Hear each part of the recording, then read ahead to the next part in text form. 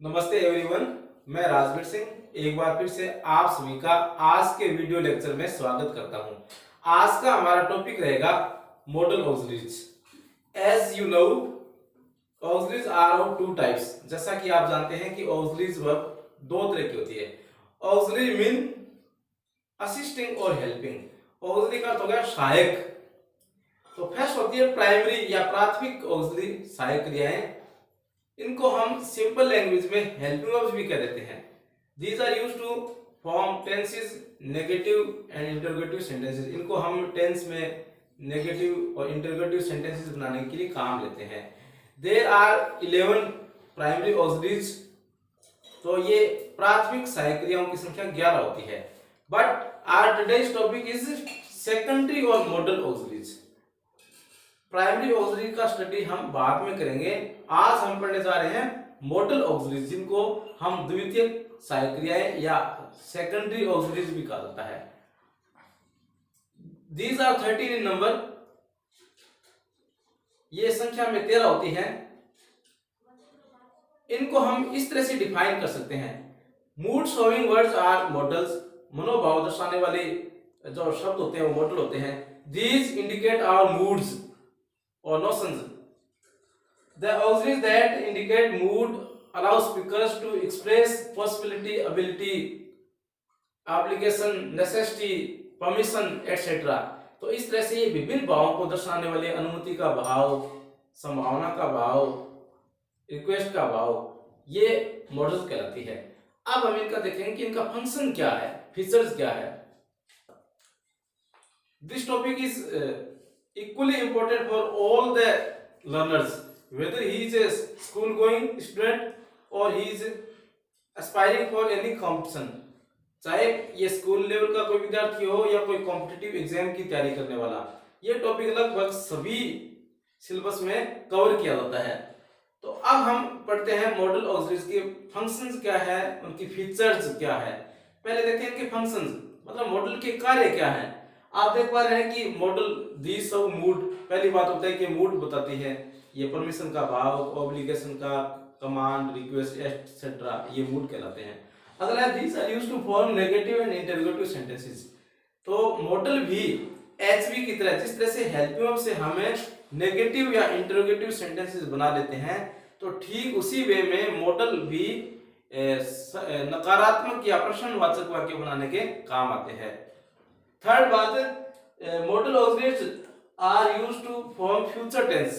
ये special feature है इसकी। बाकी एचवीज है उनसे हम प्रेजेंट या पास्ट टेंस फॉर्म करते हैं, लेकिन फ्यूचर टेंस को फॉर्म करने के लिए दो मॉडल ऑक्सिलरीज शैल और विल को काम में लिया जाता है। तो ये हो गए इनके फंक्शंस। अब फीचर्स मतलब इनकी विशेषता क्या है जो इनको अन्य वर्ब से अलग करती है। फर्स्ट है कि आप a modal is used as an HV. तो एक मॉडल को भी ठीक उसी एचवी की तरह से काम में लिया जाता है। जिस तरह से एचवी असिस्टिंग वर्ब होती है, मैन से पहले आती है टेंस फॉर्म करने के लिए, ठीक उसी तरह से मॉडल भी एक एचवी का काम करती है। दूसरी इसकी विशेषता है कि a modal has no singular form. HV की तो सिंगुलर और प्लूरल दोनों तरह की फॉर्म होती है। जैसे इज सिंगुलर है, वह आर प्लूरल हो गया, वो सिंगुलर है, वह प्लूरल हो गया।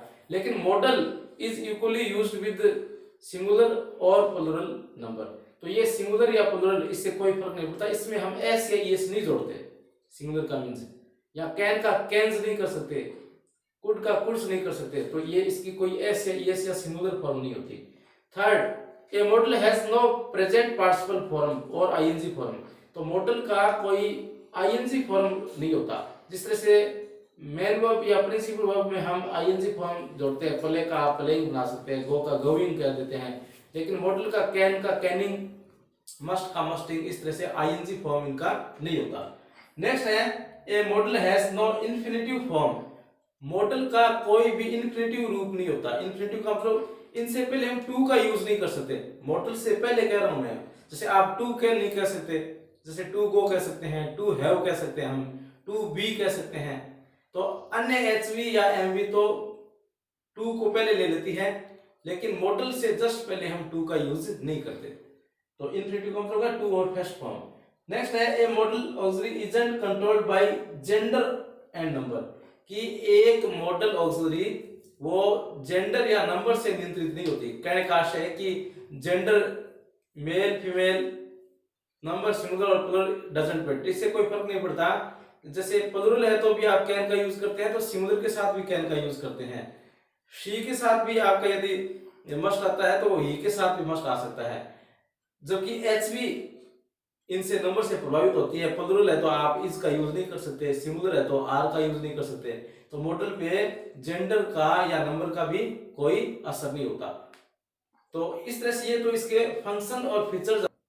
तो next feature, a modal auxiliary takes bare infinitive. तो जनरली एक मॉडल ऑक्सिलरी के बाद बेयर इन्फिनिटिव का यूज होता है। बेयर इन्फिनिटिव का मतलब है बिना टू के फर्स्ट फॉर्म। तो मॉडल के जस्ट बाद की फॉर्म होती है वो बेयर इन्फिनिटिव। बेयर इन्फिनिटिव का मतलब उसके बाद फर्स्ट फॉर्म है, जैसे can go, must read, should help. तो यहाँ गो, हेल्प या रीड बिना टू के आई है। तो ये जनरली इसका ये लिखना पड़ा क्योंकि इसके अपवाद भी है, जैसे आउट और यूज्ड है, इनके बाद टू और आता है। तो ये आउट और यूज्ड दो को छोड़ के बाकी कोई मॉडल ऑक्सिलरी है तो उनके बाद bare infinitive means first form आएगी without to. Now with the help of given chart I will explain the first modal in the form may. तो दिए गए चार्ट की सहायता से अब मैं सबसे पहले मे मॉडल को समझाऊंगा। फर्स्ट फॉर्मल परमिशन, तो मे का यूज हम फॉर्मल परमिशन के लिए करते हैं। Permissions are of two types, दो तरह की परमिशन होती है, अनुमति। एक फॉर्मल परमिशन, दूसरी इनफॉर्मल परमिशन। तो पहले हमें समझना है कि फॉर्मल परमिशन क्या है। जब अनुमति हम किसी अथॉरिटी से मांगे, मतलब अधिकारियों से अनुमति मांगे, जो सर मैडम या बॉस हो सकते हैं, तो आधिकारिक रूप से हमें किसी से अनुमति मांगते हैं, उसको फॉर्मल परमिशन कहते हैं। तो ये तो हमारी हो गई नोशन या भाव। अब इनकी पहचान क्या रहेगी, कब समझेंगे कि ये फॉर्मल परमिशन का भाव है। तो आसान सी बात है, sentence will always be interrogative. तो हमारा दिया गया सेंटेंस इंटरोगेटिव होगा, ये इसकी पहचान होगी। और एक पहचान हो रहा है कि the subject will always be first person. तो इंपॉर्टेंट थिंग ये है कि इसमें सब्जेक्ट हमेशा फर्स्ट पर्सन होगा। इट मींस हमारा सब्जेक्ट आई या वी में से ही कोई है, फर्स्ट पर्सन का अर्थ। तो अपना सेंटेंस इंटरोगेटिव है, सब्जेक्ट फर्स्ट पर्सन आई या वी है, और ब्लैंक तो आपको ध्यान है, फिर फर्स्ट बिगिनिंग में आएगा, स्टार्ट में खालिस्तान होता है। इस कंडीशन में ये फॉर्मल परमिशन का अभाव होगा।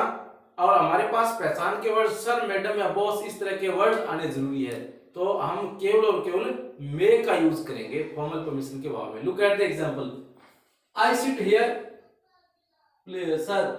तो आप देखिए कि ये सेंटेंस इंटरोगेटिव हो गया, सब्जेक्ट हमारा फर्स्ट पर्सन हो गया, ब्लैंक स्टार्ट में आ गया, और आइडेंटिफिकेशन का वर्ड सर आ गया। इस कंडीशन में ये सेंटेंस फॉर्मल परमिशन का अभाव शो कर रहा है, इसलिए हम मे भर देंगे। मे आई सिट हियर सर, श्रीमान जी क्या मैं यहाँ बैठ सकता हूं। तो यहाँ सर से अनुमति मांगी जा रही है, तो ये फॉर्मल परमिशन हो गई। Next, may is also used in scientific और एकेडमिक लैंग्वेज। वैज्ञानिक या अकादमिक भाषा में भी मे का यूज किया जाता है, जिसमें हम कोई साइंटिफिक फैक्ट के आधार पर या एकेडमिक रिसर्च के आधार पर कोई आकलन करते हैं, असेसमेंट करते हैं। तो उस कंडीशन के लिए भी हम अफर्मेटिव सेंटेंसेस में मे का यूज करते हैं। इसकी कोई क्लियर आइडेंटिफाई करने वाली वर्ड या फ्रेज नहीं है, इसलिए यहाँ कुछ नहीं लिखा गया है।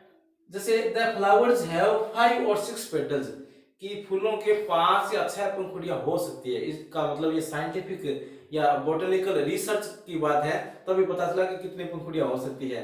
तो इस तरह के सेंटेंसेस में भी हम मे का यूज करते हैं। नेक्स्ट है इसमें टू शो विश ब्लेस कस।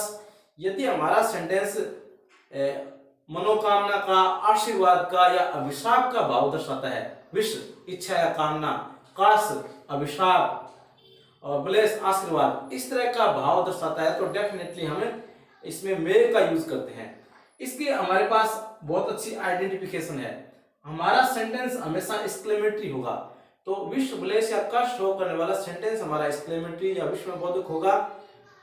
और अच्छी बात है कि इसका सब्जेक्ट सेकंड या थर्ड पर्सन ही हो सकता है, first person can never be a subject here.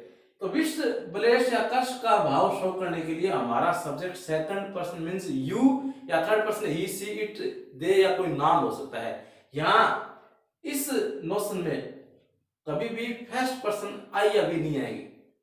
Sentence generally affirmative होगा। सेंटेंस के अंत में एक्सक्लेमेटरी चिन्ह मिलेगा आपको, स्टार्ट में ब्लैंक मिलेगा, ब्लैंक के जस्ट बाद सेकंड पर्सन या तो यू या third person he she it they या नाम में से हो सकता है। तो इसमें हमेशा ही विश ब्लेस या कर्ष का नोशन होता है, भाव होता है और केवल मे मॉडल का यूज किया जाता है। Look at the example, you both be very happy, कि आप दोनों बहुत खुश हो या भगवान करे कि आप खुश हो। इसमें मे का अर्थ भगवान करे या मतलब इस तरह का अर्थ रखा जाता है। मे यू लिव लॉन्ग, आप चिरायु हो, लंबे समय तक जिए, तो ये किसी के लिए हम आशीर्वाद का या ब्लेसिंग का भाव रख रहे हैं इसमें। तो शायद आपके लिए डेफिनेटली क्लियर हो गया। तो सेंटेंस के अंत में एक्सक्लेमेटरी मार्क, स्टार्ट में ब्लैंक है और सब्जेक्ट सेकंड या थर्ड पर्सन में से कोई है तो डेफिनेटली विश ब्लेस या कर्ष का ही भाव है और वन एंड ओनली मॉडल में यूज की जाएगी। नेक्स्ट नोशन अपने देखते हैं, टू शो पर्पस।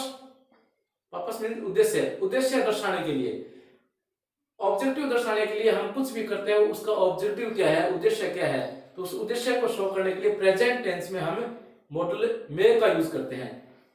इसमें जनरली अफर्मेटिव सेंटेंस या अपने को स्वीकारात्मक वाक्य मिलेगा। इसकी आइडेंटिफिकेशन के वर्ड भी लिखें, या तो सो दैट या सो एज टू, ये जनरली आपको मिलते हैं प्रेजेंट टेंस में। तो इस कंडीशन में ये पर्पस या उद्देश्य का भाव होता है और इसके साथ भी हम मॉडल के रूप में वे का यूज करते हैं। Look at the example, we eat so that we blank live, तो हम खाते हैं, इसमें पहचान का वर्ड आ गया सो दैट, ताकि, तो इसका मतलब खाने का उद्देश्य क्या है, जीवित रहना। लिव का अर्थ जीवित रहना है, न कि रहना। तो हमारे खाने का ऑब्जेक्टिव या पर्पस क्या है, जीवित रहना, जीवित रहने के लिए खाते हैं। तो पर्पस शो करने के लिए हम मे का यूज करते हैं। पहचान अफर्मेटिव सेंटेंस जनरली मिलता है आपको, और सो दैट या सो एज टू में से आपको कुछ मिलेगा। सो एज टू या सो दैट का अर्थ होगा ताकि, और ताकि जो हिंदी का वर्ड है वो हमेशा पर्पस या उद्देश्य बताता है। नेक्स्ट हमारी आइडेंटिफिकेशन नोशन है जनरल पॉसिबिलिटी, सामान्य संभावना। और ये पॉसिबिलिटी में यहाँ जो पॉसिबिलिटी इंक्लूड की जाती है वेदर रिलेटेड होती है। जनरली अपन मौसम से संबंधित संभावना का आकलन करते हैं और एक संभावना यदि अच्छी खासी है तो सामान्य से अधिक संभावना के लिए मौसम रिलेटेड वेदर रिलेटेड संभावना या पॉसिबिलिटी है, तो इस कंडीशन में हमें मे का यूज करते हैं। तो यहाँ आपको इसके आइडेंटिफिकेशन में या तो कोई वेदर रिलेटेड वर्ड्स मिल जाएंगे या कम से कम एक क्लॉज या एक सेंटेंस, दो दिए तो उनमें से एक इट या देर से शुरू मिलेगा। तो यहाँ आपका एक सेंटेंस का सब्जेक्ट या तो इट हो सकता है या देर हो सकता है। तो इस कंडीशन में हम मे का यूज करते हैं संभावना अच्छी खासी होने पे। संभावना ध्यान रहे न के बराबर है तो या फिर माइट का यूज वो हम माइट में पढ़ेंगे। Look at the example, the sky is overcast, आकाश में बादल छाए हुए। ओवरकास्ट माने बादल छाए होने की दशा, तो इसका मतलब संभावना होगी बादल छाए हुए तो बरसात की संभावना है। तो इस तरह की पॉसिबिलिटी ये वेदर से रिलेटेड है, रेन, तो हम मे का यूज कर देंगे। So hope you have definitely assimilated this topic. आशा है कि आपने इस टॉपिक को बड़ी गंभीरता से आत्मसात किया होगा। तो अब तक आज हम इस वीडियो में मॉडल क्या है, उनके फंक्शंस क्या है, फीचर्स क्या है और मॉडल ऑक्सिलरी में फर्स्ट मॉडल मे का यूज हमने पढ़ लिया है। तो ये वीडियो डेफिनेटली आपके लिए बहुत फ्रूटफुल रहेगा। ये सभी तरह की तैयारी करने वाले विद्यार्थी, भले वो स्कूल गोइंग कोई स्टूडेंट हो या कोई कॉम्पिटिटिव एग्जाम्स की तैयारी करने वाला एस्पायरेंट्स हो, आशार्थी हो, सभी के लिए इक्वली इंपॉर्टेंट है। तो इस वीडियो को आप एंड तक जरूर देखें। डेफिनेटली इसको यूनिक वे में प्रेजेंट किया गया है, इस तरह से इनकी नोशन लिखे और फिर इनके आइडेंटिफिकेशन तक बताए हैं जो जनरली आपको बुक्स में भी कम मिलते हैं। तो इस वीडियो को आप एंड तक इंटेंटली वॉच करें और ये वीडियो आप शेयर जरूर करें ताकि आपकी तरह ही अन्य तैयारी करने वाले एस्पायरेंट्स को भी इस वीडियो का मैक्सिमम बेनिफिट मिले।